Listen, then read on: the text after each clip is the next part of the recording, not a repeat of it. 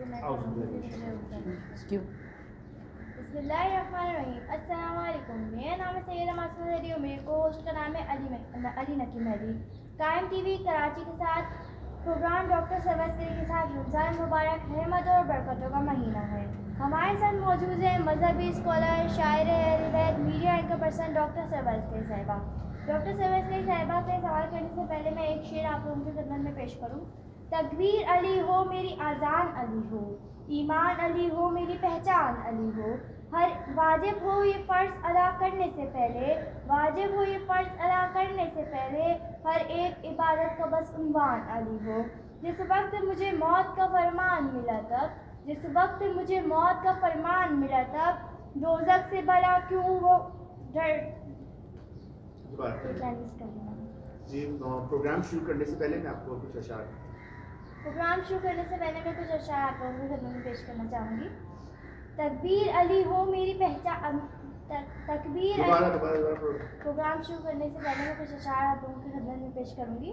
तकबीर अली हो मेरी आज़ान अली हो, ईमान अली हो मेरी पहचान अली हो, वाजिब हो ये फ़र्ज़ अदा करने से पहले, वाजिब हो ये फ़र्ज़ अदा करने से पहले, हर एक इबादत का बस उन्वान अली हो।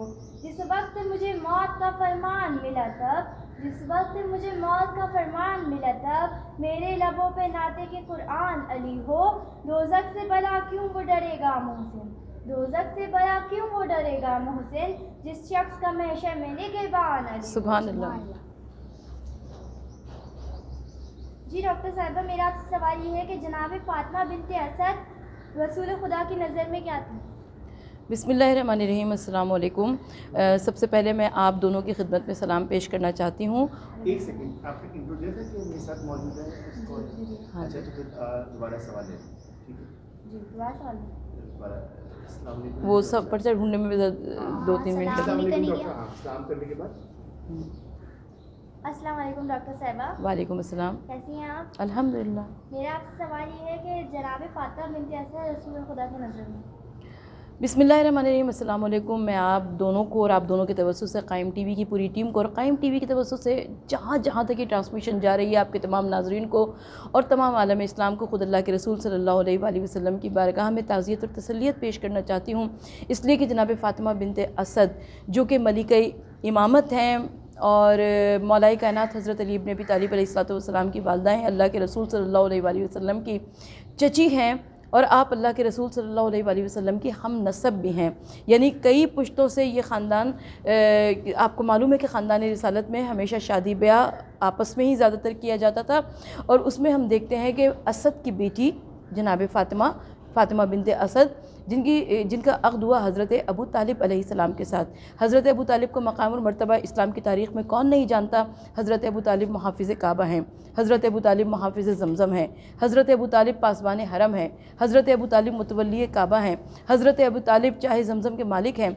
हज़रत अबू तालिब की जो अज़मतें हमें नज़र आती हैं इस्लाम की तारीख़ में और अरब की तारीख़ में, वो किसी भी साहिबान इल्म से पोशीदा नहीं है। हज़रत अबू तालिब अल्लाह के रसूल सल्लल्लाहु अलैहि वसल्लम को हज़रत अब्दुल मुत्तलिब की जब रहलत हुई तो उन्होंने हज़रत अबू तालिब की साये आतिफ़त में अपने पोते मोहम्मद मुस्तफ़ा सल्लल्लाहु अलैहि वसल्लम को दिया। सबको मालूम है कि हज़रत अब्दुल मुत्तलिब के 10 बेटे थे, मगर ये 10 बेटे मुख्तलिफ़ 10 माओं से थे, मुख्तलिफ़ माओं से थे। यानी 10 बेटे ज़रूर थे लेकिन ये मुख्तलिफ़ माओं से थे। अच्छा, ये 10 बेटे भी क्यों थे? इसलिए कि जब हमें वो रिवायत मिलती है तारीख़ में कि जब हज़रत अब्दुल मुत्तलिब को एक मरतबा ज़मज़म का कुआँ खोदना की ज़रूरत पेश आई तो वो उनके लिए बड़ा मुश्किल था। तो उस वक्त उन्होंने अल्लाह ताला से दुआ मांगी थी, कहा था कि परवरदिगार आलम अगर मुझे खुदा 10 बेटे अता कर देगा तो मैं उसमें से एक बेटा राह खुदा में क़ुरबान कर दूँगा।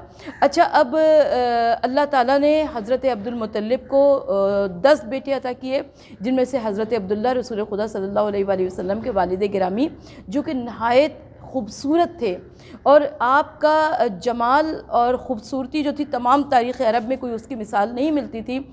और जब ये बच्चे सिनो साल के शऊर की सिनों को पहुँचे तब हज़रत अब्दुल मुत्तलिब ने कहा कि मैं अपनी मन्नत को पूरा करूँगा। और जब क़ुरए फ़ाल निकाला तो वो हज़रत अब्दुल्लाह के بارے میں آیا۔ اب جب حضرت عبداللہ کے لیے قرہ فال آیا یعنی ان کو قربان کیا جائے گا، تو روایت یہ کہتی ہے کہ حضرت عبد المطلب کی جو ازواج تھیں اور جو بہنیں تھیں، یعنی حضرت عبداللہ کی بہنیں جو اس گھر میں موجود تھیں، چاہے وہ دوسری ماؤں سے کیوں نہ تھیں، وہ اپنے والد گرامی حضرت عبد المطلب سے لپٹ گئیں اور انہوں نے کہا کہ ہم حضرت عبداللہ کی قربانی نہیں ہونے دیں گے۔ اچھا، دیگر افراد بھی جو کہ مکے کی سرزمین پر تھے، ان کے لیے بھی یہ بڑا مشکل تھا مرحلہ کہ حضرت عبداللہ جیسا حسن و جمال کا حامل نوجوان ذبح کر دیا جائے، لہٰذا حضرت عبد المطلب سے یہ بھی ایک بہت تفصیل طلب روایت ہے، میں اس کو مختصراً عرض کروں آپ کے سامنے کہ حضرت عبد المطلب نے قرہ فال نکالا، اور یہاں تک کہ 100 اونٹوں کے بدلے یہ قرہ فال جو تھا حضرت عبداللہ کے حق میں نکلا، اور حضرت عبد المطلب نے 100 اونٹ قربان کیے مکے کی سرزمین پر۔ اور روایت یہ کہتی ہے کہ اس دن مکے میں انسان تو انسان، پرندوں تک کی دعوت تھی، اس لیے کہ 100 اونٹوں کا گوشت اس قدر تھا کہ اس کو زمین پہ ڈال دیا گیا، اور پرندے آتے تھے، جانور آتے تھے اور اس گوشت سے فیضیاب ہوتے تھے۔ تو حضرت عبد المطلب حضرت عبداللہ پر بہت زیادہ فریفتہ تھے، ظاہر ہے فرزند تھے ان کے۔ اور جب حضرت عبداللہ کی رحلت ہو گئی، سب کو معلوم ہے کہ حضرت عبداللہ کی رحلت ہوئی جبکہ اللہ کے رسول صلی اللہ علیہ وآلہ وسلم کی ولادت نہیں ہوئی تھی، ولادت سے پہلے انتقال ہو چکا تھا۔ اس کے بعد حضرت عبداللہ کی ولادت ہوئی، اور اس کے بعد حضرت عبد المطلب کا جو اللہ کے رسول صلی اللہ علیہ وآلہ وسلم سے ہمیں ایک خاص رشتہ نظر آتا ہے کہ روایت یہ کہتی ہے کہ حضرت عبد المطلب کے لیے مکہ معظمہ میں خانہ کعبہ میں ایک مسند بچھوائی جاتی تھی، کیونکہ وہ سردار مکہ تھے، سردار حرم تھے، تو ایک مسند بچھوائی جاتی تھی اور کوئی بچہ اس مسند کے اوپر قدم نہیں رکھ سکتا تھا۔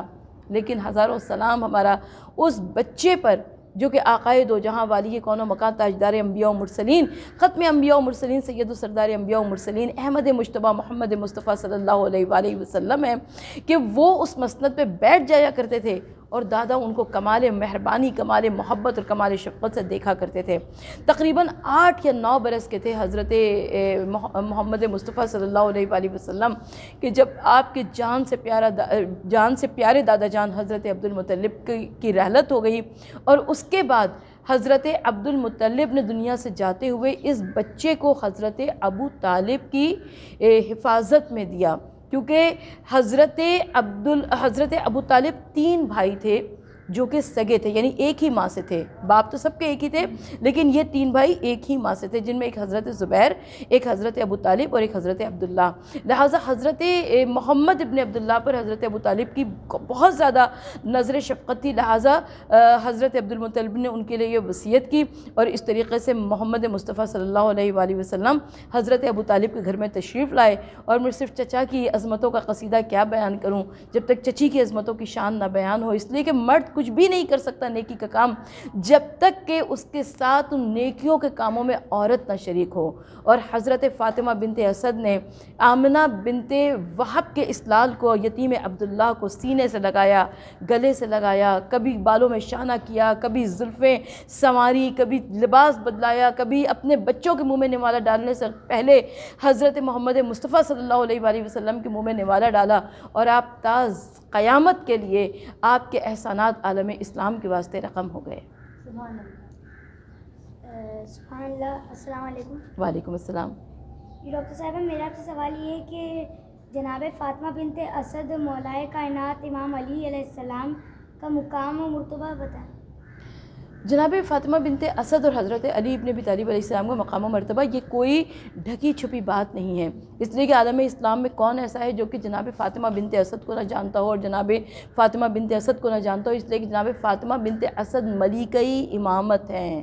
آپ کے لیے دیوار کعبہ میں نیا دروازہ بن گیا، آپ کا مقام اس قدر عظیم ہے کہ حضرت ابو طالب کی زوجہ ہیں، وقت ولادت نزدیک ہے، خانہ کعبہ کے نزدیک آئیں، اور آپ نے اپنے سینے اور پیٹ کو مس کیا دیوار کعبہ سے اور کہا کہ پروردگار عالم، میرے شکم میں جو بچہ ہے وہ تیرے عظمت اور جلال کی آیات میں سے ایک آیت ہے، میرے اوپر اس مشکل وقت کو آسان فرما دے۔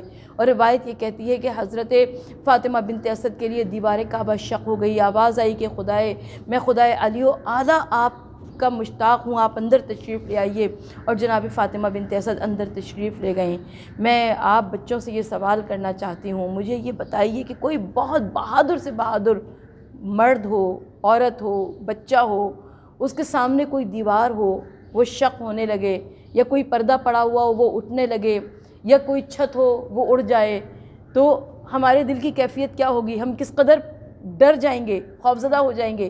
لیکن یہ والدہ وہ تھی جو کہ امیر المومنین، امام المتقین، شیر خدا، امیر عرب، اسد اللہ الغالب، مطلوب کل طالب، علی ابن ابی طالب علیہ السلام کی والدہ گرامی تھی۔ آپ پورے اعتماد کے ساتھ قدم آگے سے آگے بڑھاتے ہوئے خانہ کعبہ کے اندر قدم تشریف لے گئیں، اور وہاں پر آپ کے لیے منزل ولادت کو آسان کیا گیا۔ 3 دن تک طعام جنت کا نزول ہوا، اور اس کے بعد جب آغوش میں شیر جیسا بچہ آ گیا تو ہاتف غیبی کی ندا آئی کہ فاطمہ بنت اسد میں خدا علی و اعلیٰ تم سے مخاطب ہوں، اور اپنے فرزند کا نام تم علی رکھنا۔ جو اس علی سے محبت رکھے گا میں اس سے محبت کروں گا، جو علی سے دشمنی کرے گا میں اس سے دشمنی کروں گا۔ تو جب بھی اسلام کی تاریخ لکھی جائے گی، جب بھی حضور نبی کریم صلی اللہ علیہ وآلہ وسلم کی سیرت طیبہ پر کوئی کتاب لکھی جائے گی تو ناممکنات میں سے ہے کہ جناب فاطمہ بنت اسد کا تذکرہ نہ آئے۔ بہت خوب ڈاکٹر صاحبہ، بہت شکریہ ڈاکٹر صاحبہ، آپ نے ہمارے سوال کے بہت اچھے جواب دیے۔ جی ناظرین، اب وقت ہو جاتا ہے ایک بریک کا، ملتے ہیں ایک بریک کے بعد، دیکھتے رہیے قائم ٹی وی رمضان ٹرانسمیشن۔